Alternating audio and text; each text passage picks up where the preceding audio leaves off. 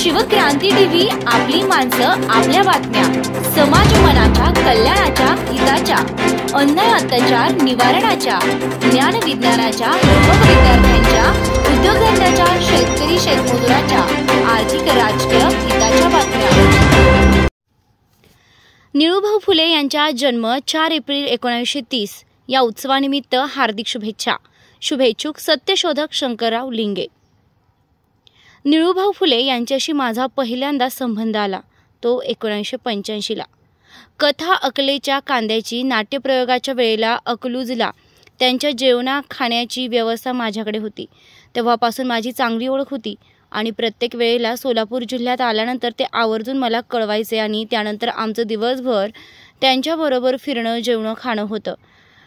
राहीचे 2003 सांगोला येथील लिंगे उद्योग समूहाच्या वतीने 100 जोडप्यांचा सामूहिक विवाह सत्यशोधक सामुदायिक विवाहासाठी प्रमुख पाहुणे म्हणून आले होते। त्यांना पाहण्यासाठी सांगोला तालुका आणि आसपासच्या पंचक्रोशीतील 70 ते 80 हजार जनसमुदाय जमला होता। जाणकार पत्रकार सांगत होते, ज्या सांगोला विद्या मंदिर हायस्कूलच्या पटांगणामध्ये सामुदायिक विवाह होता त्याच पटांगणामध्ये इंदिरा गांधींची सभा होती। इंदिरा गांधींच्या सभेनंतर एवढी मोठी गर्दी जमलेली लोकांना पाहण्याची संधी मिळाली। त्या कार्यक्रमास राज्याचे कॅबिनेट मंत्री लक्ष्मणरावजी ढोबळे साहेब, सोलापूरच्या महापौर नलिनीताई चंदेल इत्यादी मान्यवर उपस्थित होते। अथांग जनसागर पाहून निळूभाऊ फुले यांनी लिंगे उद्योग समूहाच्या सामाजिक कार्यास शुभेच्छा दिल्या। त्यानंतर सत्यशोधक परिषद म्हसवडमध्ये झाली। त्या परिषदेलाही मी हजर होतो। त्या ठिकाणी सत्यशोधक समाजाचे अध्यक्ष ॲडव्होकेट वसंतराव फाळके होते।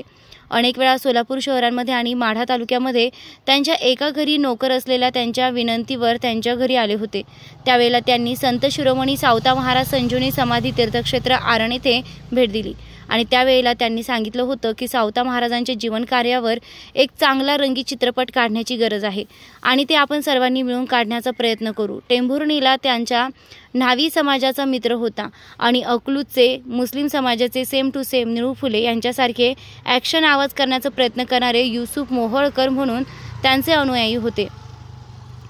त्यांच्याबरोबर आमचे जेवण खाण्याचा कार्यक्रम टेंभुर्णीमध्ये झाला। असे अनेक प्रसंग मला, परंतु त्यानंतर ते जास्त काळ जगले नाहीत। त्यांनी पुण्यातील आपल्या घरीही बोलावून पाहुणचार केला होता।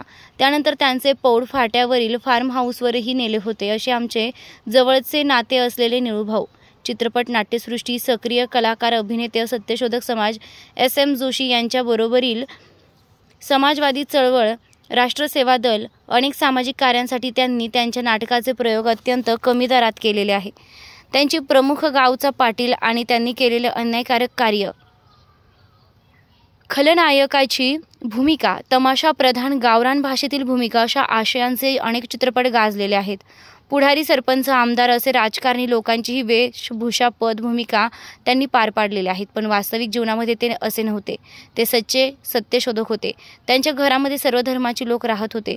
एक जावई बौद्ध समाजामधला, एक जावई मुस्लिम समाजातला, एक जावई ब्राह्मण समाजातला मंडळी, जैन समाजातील आणि आपण स्वतः सत्यशोधक समाजाचे कार्यकर्ते म्हणून काम करत होते। त्यामुळे त्यांचं ते ध्येय होतं।